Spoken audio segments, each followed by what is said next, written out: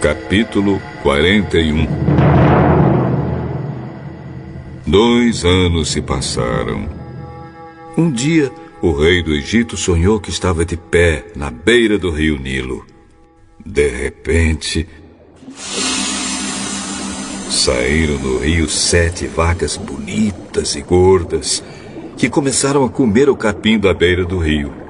Logo em seguida, saíram do rio outras 7 vacas, feias e magras, que foram ficar perto das primeiras vacas na beira do rio. E as vacas feias e magras engoliram as bonitas e gordas. Aí o rei acordou, mas tornou a dormir e teve outro sonho. Desta vez ele viu 7 espigas de trigo que saíam de um mesmo pé. Elas eram boas e cheias de grãos. Depois saíram 7 espigas secas e queimadas pelo vento quente do deserto. E elas engoliram as 7 espigas cheias e boas. O rei acordou. Tinha sido um sonho. De manhã ele estava muito preocupado e por isso mandou chamar todos os adivinhos e todos os sábios do Egito. O rei contou seus sonhos, mas nenhum dos sábios foi capaz de dar a explicação. Então o chefe dos copeiros disse ao rei: chegou a hora de confessar um erro que cometi. Um dia o senhor ficou com raiva de mim e do chefe dos padeiros e nos mandou para a cadeia na casa do capitão da guarda. Certa noite cada um de nós teve um sonho e cada sonho queria dizer uma coisa. Lá na cadeia estava com a gente um moço hebreu que era escravo do capitão da guarda. Contamos a esse moço os nossos sonhos e ele explicou o que queriam dizer. E tudo deu certo, exatamente como ele havia falado.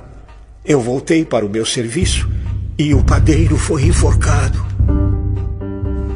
Então o rei mandou chamar José e foram depressa tirá-lo da cadeia. Ele fez a barba, trocou de roupa e se apresentou ao rei. Então o rei disse: eu tive um sonho que ninguém conseguiu explicar. Ouvi dizer que você é capaz de explicar sonhos. Isso não depende de mim. É Deus quem vai dar uma resposta para o bem do senhor, ó rei. Sonhei que estava de pé na beira do rio Nilo.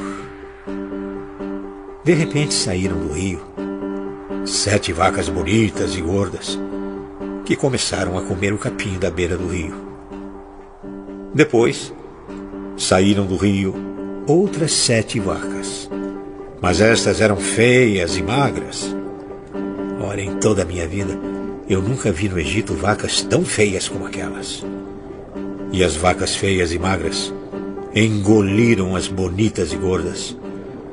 Mas nem dava para notar isso, pois elas continuavam tão feias como antes. Então eu acordei. Depois tive outro sonho. Eu vi 7 espigas de trigo boas e cheias de grãos, as quais saíam de um mesmo pé. Depois saíram 7 espigas secas e queimadas pelo vento quente do deserto. E elas engoliram as 7 espigas cheias e boas. E eu contei os sonhos aos adivinhos, mas nenhum deles foi capaz de explicá-los.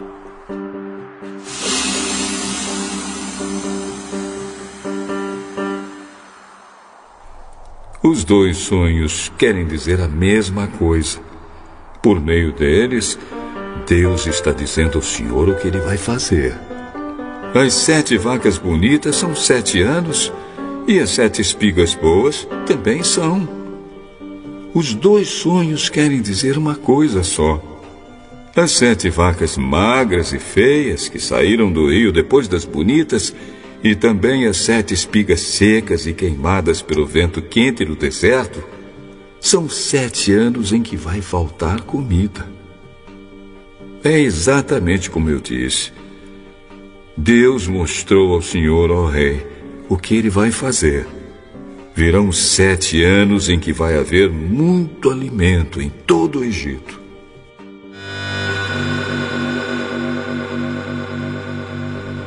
depois virão 7 anos de fome. E a fome será tão terrível que ninguém se lembrará do tempo em que houve muito alimento no Egito. A repetição do sonho quer dizer que Deus resolveu fazer isso e vai fazer logo. Portanto, será bom que o senhor, ó rei, escolha um homem inteligente e sábio e o ponha para dirigir o país. O rei também deve escolher homens que ficarão encarregados de viajar por todo o país para recolher a 5ª parte de todas as colheitas durante os 7 anos em que elas forem boas. Durante os anos bons que estão chegando, esses homens ajuntarão todo o trigo que puderem e o guardarão em armazéns nas cidades, sendo tudo controlado pelo Senhor. Assim, o mantimento servirá para abastecer o país durante os 7 anos de fome no Egito, e o povo não morrerá de fome. O conselho de José agradou ao rei e aos seus funcionários. E o rei disse a eles: Não poderíamos achar ninguém melhor para dirigir o país do que José, um homem em quem está o Espírito de Deus. Deus lhe mostrou tudo isso, e assim está claro que não há ninguém que tenha mais capacidade e sabedoria do que você, José. Você vai ficar encarregado no meu palácio, e todo o meu povo obedecerá às suas ordens. Só eu terei mais autoridade do que você, pois sou o rei. Neste momento, eu o ponho como governador de todo o Egito. Então o rei tirou do dedo seu anel sinete e o colocou no dedo de José. Em seguida, mandou que o vestissem com roupas de linho fino e pôs uma corrente de ouro no pescoço dele. Depois fez com que José subisse no carro reservado para a maior autoridade do Egito, abaixo do rei, e mandou que os seus homens fossem na frente dele gritando: Abram caminho! Assim, José foi posto como governador de todo o Egito. O rei disse a José: Eu sou o rei, mas sem a sua licença, ninguém poderá fazer nada em toda a terra do Egito. O rei pôs em José o nome de Zafenate-Paneia e lhe deu como esposa Azenate, filha de Potífera, que era sacerdote da cidade de Heliópolis. José tinha 30 anos quando entrou para o serviço do rei do Egito. Ele saiu da presença do rei e viajou por todo o Egito. Durante os 7 anos de fartura, a terra produziu cereais em grande quantidade. E José ajuntou todos os cereais e os guardou em armazéns nas cidades, ficando em cada cidade os cereais colhidos nos campos vizinhos. José ajuntou tanto mantimento que desistiu de pesar, pois não dava mais. Parecia a areia da praia do mar. Antes de começarem os anos de fome, José teve 2 filhos com sua mulher, Azenate. Pôs no primeiro o nome de Manassés e explicou assim: Deus me fez esquecer todos os meus sofrimentos e toda a família do meu pai. No segundo filho, pôs o nome de Efraim e disse: Deus me deu filhos no país onde tenho sofrido. Então acabaram-se os 7 anos de fartura no Egito. E, como José tinha dito, começaram os 7 anos de fome. Nos outros países o povo passava fome, mas em todo o Egito havia o que comer. Quando os egípcios começaram a passar fome, foram pedir alimentos ao rei.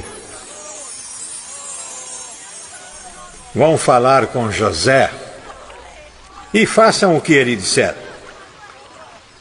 Quando a fome aumentou no país inteiro, José abriu todos os armazéns e começou a vender cereais aos egípcios.